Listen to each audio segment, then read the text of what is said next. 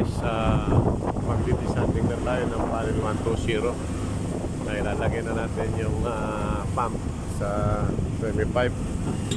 So yung natin sa bukas saan tayo ng disanding guys. Panel 120 to guys.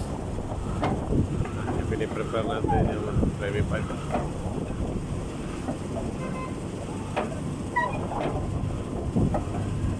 Guys, 34.5 meters yung haba ng 35 natin. Ilalagay natin sa pump. Guys, i-connect natin yung 35 sa pump. Ayan yung pump sanding natin.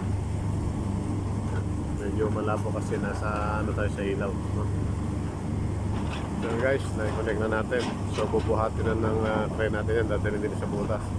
So guys, ilalagay na natin ito sa butas. So guys, na-unod na natin yung sanding pump sa panel 120. So mag-start na tayo ng sanding guys. So guys, nag-start na tayo ng descending ng panel 120 dito sa right side yung napisahan natin. So pagkatapos itong right side, ililipat natin dito guys sa kaliwa.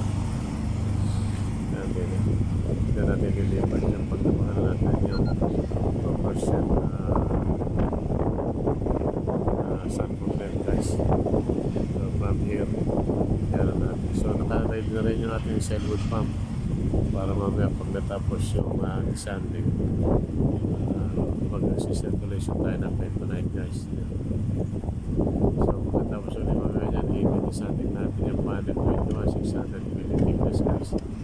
So after this, iulog natin baka mag-sanding tayo sa panel 21 guys.